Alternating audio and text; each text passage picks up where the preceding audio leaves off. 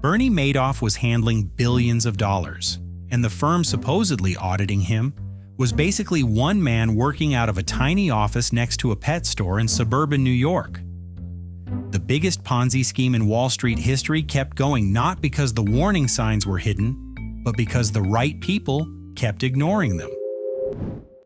Bernie Madoff did not look like a con artist. He was soft-spoken, deliberate, and carried the kind of calm that made wealthy people feel like their money had finally found a responsible adult.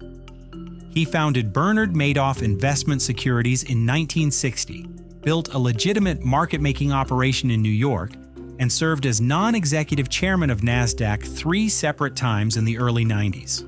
On Wall Street, trust mostly comes down to whether you look like you belong, and Madoff looked like he'd been born in the building.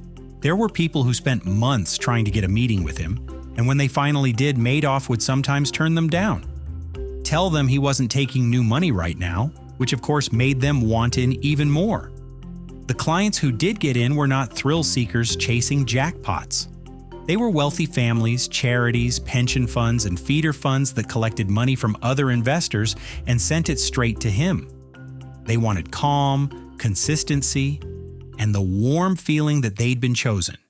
And Madoff sold all three without ever raising his voice. He ran the secretive advisory business from the 17th floor of a midtown skyscraper people called the Lipstick Building, right alongside his legitimate trading operation 2 floors up. So from the outside, it all looked like one glossy Wall Street firm because part of it actually was. Somewhere in at least the early 1990s, the advisory side became a fraud. Madoff later said it started around 1991 during a rough market, while prosecutors believed it had been a Ponzi scheme from even earlier. Either way, the pitch was simple: a conservative strategy that somehow produced smooth gains in good markets, bad markets, and the kind of weeks that make normal investors want to throw the TV out the window. Real investing is messy. Even the smartest funds take hits, post rough quarters, and occasionally look like they're guessing. Madoff's accounts seemed to glide month after month, with tidy gains that never spiked and never dipped. And because people felt lucky just to be part of a closed-door client list, they didn't push back. The most suspicious thing about Madoff's returns, that they were too consistent to be real, was the exact thing that made people trust him more. Think about that for a second. Down on the 17th floor, a tiny team ran the whole operation behind a locked door. Frank DiPascali and a handful of employees would fabricate trade records, backdate transactions using historical stock data, and generate account statements showing positions Madoff had never actually taken. No real trades were being executed. No sophisticated strategy was being run. Money coming in from new clients paid out old ones, and the paperwork was dressed up to make everything look precise and almost boring. He wasn't selling some screaming hot scheme with rocket ship charts. He was selling the opposite, something steady, careful, and controlled, the financial version of a man who irons his newspaper. Remember that accountant from the top? His name was David Freeling, and his firm was called Freeling and Horowitz, which sounded like a real operation until you realized Horowitz had been retired for years. Freeling never conducted a single proper audit. He just signed the paperwork and collected his fees, year after year, while a multi-billion-dollar fraud ran right past him. That alone should have been a 5-alarm fire, but most clients never even knew who the auditor was.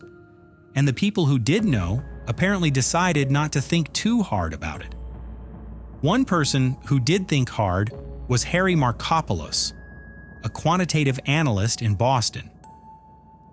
In 1999, his boss handed him Madoff's return data and told him to figure out the strategy so their firm could copy it. Markopoulos sat down, tried to reverse engineer the numbers, and couldn't, not because the math was too complicated, but because it was impossible. No known option strategy could produce returns that smooth with that little variance. He ran it again. Same answer. So he started contacting the SEC, and in 2005 he filed a 21-page submission with a title that could not possibly be missed. The world's largest hedge fund is a fraud, and somehow it was missed or fumbled, or handled with the urgency of someone putting off a dentist appointment. The SEC examined Madoff in 2006 and again in 2007 and still failed to find what was sitting in plain sight. A later internal report found multiple blown opportunities, which is the bureaucratic way of saying the alarms were ringing and people kept hitting snooze. Meanwhile, the machine kept growing. Thousands of client accounts were directly tied to Madoff, and many more people were exposed through feeder funds and institutions. By late 2008, the statement showed around $65 billion in supposed balances, even though the real money investors had put in and lost was closer to $17.5 to $20 billion. That gap is the whole scam in one sentence. Paper wealth everywhere, real money nowhere near enough. Then 2008 arrived and did what 2008 does. Markets crashed, fear spread, and clients wanted out. Redemption requests surged to around $7 billion in the fall, and that was the moment the trick died, because a Ponzi scheme survives on incoming cash and collapses the second too many people head for the exit at once. There was nothing left to cover it. No real profits, no hidden trades, no secret reserve. Just a hole that had been disguised for years by fresh money and the weight of a famous name. On December 10th, Madoff sat his sons Mark and Andrew down in his apartment and told them the advisory business was a fraud, that it had always been a fraud, and that he had about $200 to $300 million left.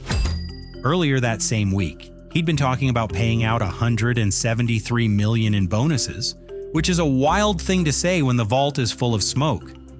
His sons, who worked on the legitimate side and said they had no knowledge of the scheme, contacted a lawyer that night, and the lawyer called the feds. The next morning, the FBI knocked on Madoff's door, and he didn't even pretend. He told the agents there was no innocent explanation. In March 2009, he pleaded guilty to 11 felony counts.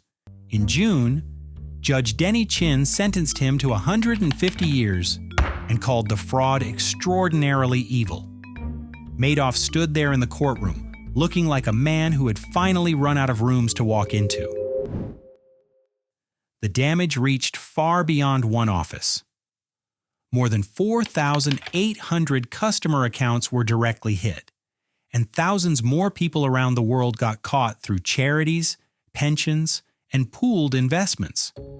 Bert Ross, the former mayor of Fort Lee, New Jersey, lost $5 million, his entire life savings, and later said that learning the news felt like a death in the family. The Elie Wiesel Foundation lost virtually everything. For a lot of people, this wasn't a bad quarter. It was the moment their retirement, their foundation, or their family's plan simply stopped existing, and the fallout kept going long after the handcuffs. A French financier named Thierry de la Ville-Huchet, who ran a feeder fund tied to Madoff, went home to his office on Madison Avenue after the news broke, sat at his desk, and took his own life. Mark Madoff died by suicide exactly 2 years to the day after his father's arrest. He was found in his apartment while his 2-year-old son slept in the next room. Andrew Madoff died of cancer in 2014.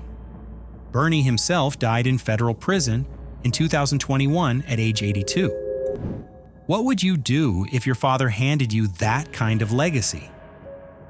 Over time, trustee Irving Picard clawed back more than $14 billion for direct customers, and the Justice Department's Victim Fund distributed over $4 billion to more than 40,000 victims worldwide. One of the single biggest recoveries came from the estate of Jeffrey Piker, a major net winner from the scheme, which means a fraud built on fake profits was partly cleaned up by the money of people who had unknowingly benefited from it. Funny system. Enjoyed this story? Leave a like, subscribe, and stay tuned for the next one. Now you know.